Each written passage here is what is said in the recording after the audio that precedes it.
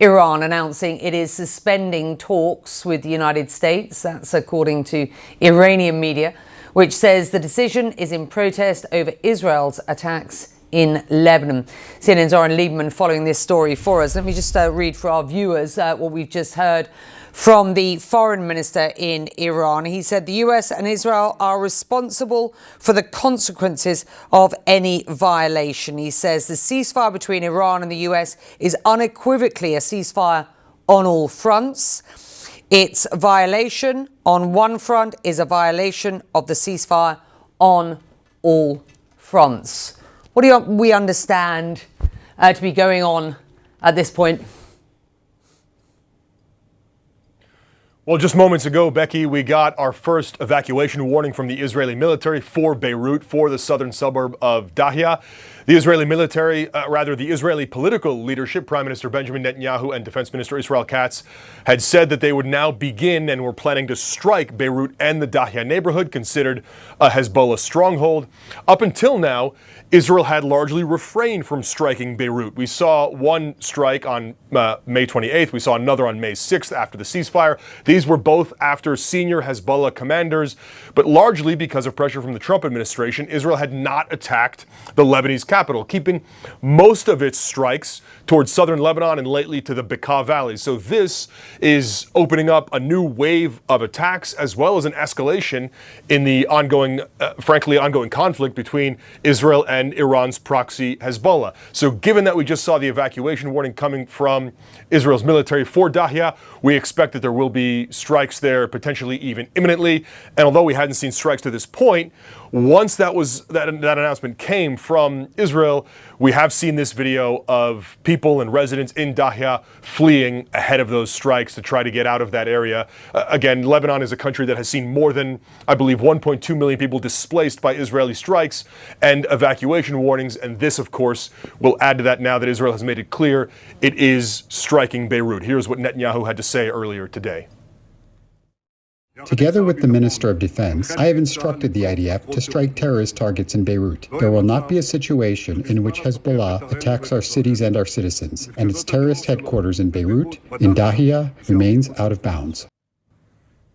Israel says the attacks on Beirut are in response to an increased volume of Hezbollah rocket and drone attacks, as well as some rocket attacks that have reached a bit farther into Israel, not just right along Israel's northern border there. Israel, over the course of the past several weeks, has occupied a growing part of southern Lebanon. They've carried out strikes in cities like Tyre and Nabatea, which are outside of that occupied zone. And all of this is happening in the middle of what is supposed to be a U.S. brokered ceasefire. But on the ground, it's incredibly difficult to see any evidence of that ceasefire.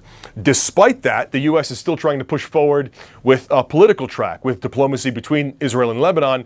And in fact, D.C. is supposed to host ambassadors from the two countries for what would be a fourth round of talks to try to get to a broader ceasefire agreement, as hard as that is to see from where we are right now. Nevertheless, Lebanon's president said on social media earlier that it is negotiations that are the way to end this war. He insisted negotiations are not some form of failure or surrender. It's not a quick fix. It will take time. But Lebanon's president said, again on social media, that it is the right way and Lebanon is committed to this. He said the rocket fire that's coming from Lebanon, of course, he said, does not help. But he also says Israel's repeated strikes on Lebanon, the growing number of people killed in Israeli strikes, and Israel's growing incursion into the country are also a violation of the ceasefire and make that diplomatic track so hard to see from where we are right now. We're following. The U.S. now says Iran fired 2 ballistic missiles at U.S. forces in Kuwait. Both were intercepted, and now Iran says it's suspending talks with the U.S. in protest of Israeli strikes in Lebanon. With us here is CNN national security analyst and former deputy director of national intelligence, Beth Zanner. What's your reaction, Beth, to Iran's latest move to suspend all these talks? Well, we've had now 3 ceasefire violations in the Strait, according to in terms of U.S. strikes and retaliation over the past week since last Wednesday. But what we're seeing today is really Iran reacting to the escalation on the Lebanese front. And I don't know if viewers remember or not, but Lebanon and a cessation of hostilities a ceasefire in Lebanon was supposed to be part of this package deal with the ceasefire that's going on in Iran, between the United States and Iran. And at the same time, the Lebanese front has really been heating up. And during this whole ceasefire period, the Israeli Defense Forces have killed 800 to 900 Hezbollah fighters. They have struck Beirut, and today Netanyahu announced they're going to strike Beirut again. Lebanese are driving out of that southern part of Beirut, which is Hezbollah stronghold. And so there is a lot going on in that front, and it's a key barrier to getting an agreement now. Well, given all these developments, Beth, could we see a return to all-out fighting right now between the U.S. and Iran? We can't rule it out. I think at this point, Iran is using what it has is real leverage, right? Iran has always had leverage on multiple fronts. They added a new one with the Strait of Hormuz, and they have said now publicly that now they could forcibly close the entire strait again, blockade it. Over the last 3 weeks, the United States has helped guide 70 ships through there. That's about 3 a day versus over 100 a day before the war. They're saying we could shut that down, and we could also shut a nearby choke point, which is controlled by a kind of an overlook by the Houthis, and that's the Bab el-Mandeb Strait. That would close the traffic that would go through the Suez. So they have that, they have the proxies, and then we have new reports of them digging out their underground missile sites where probably 1,000 missiles still remain. So Iran is telling the United States, look, you sent back this tougher deal. We're hearing reports. We don't know what the details are, but we have leverage too, and we're not going to capitulate. We want the cessation of the Israeli growing offensive in Lebanon. The Israelis say that they earlier said that they were preparing to strike what they call Hezbollah strongholds in the Beirut suburbs. Is Iran's declaration a way of trying to derail those plans?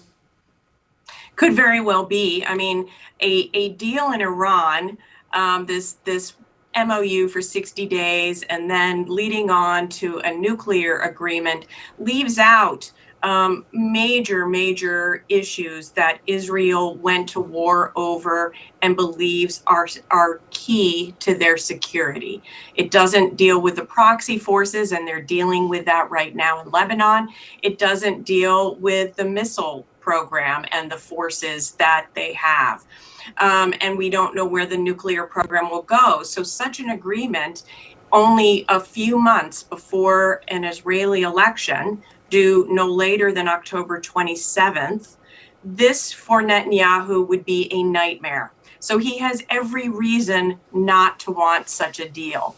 And the Iranians are playing along with that program. They don't look too eager right now either. So now the United States, which has been holding these military to military negotiations between the Lebanese government and Israel to try to figure out how to disarm Hezbollah, those become more important than ever.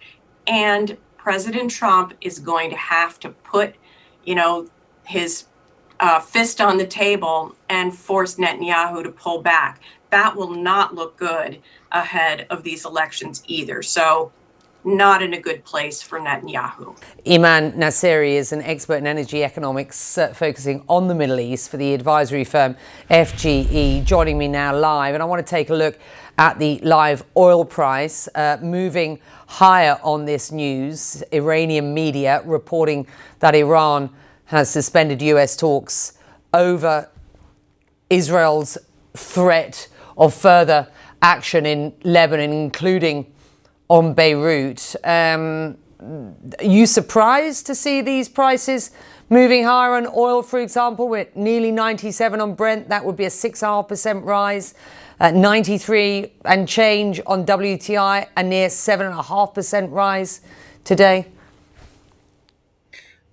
No, Becky, I'm not surprised. In fact, nothing has changed on the energy and oil market fundamentals since mid-March. In fact, even mid-April, when the blockade went into effect, the flows have been really marginal. There have been coordinated movement of vessels in and out, but nothing close to basically the pre-war levels. And all the price movements that we have seen from the highs of 120 plus dollar per barrel Brent and way over $160 or more in terms of Dubai crude and the benchmark for Middle Eastern barrels, which have been absent from the market, and prices in excess of $200 for products.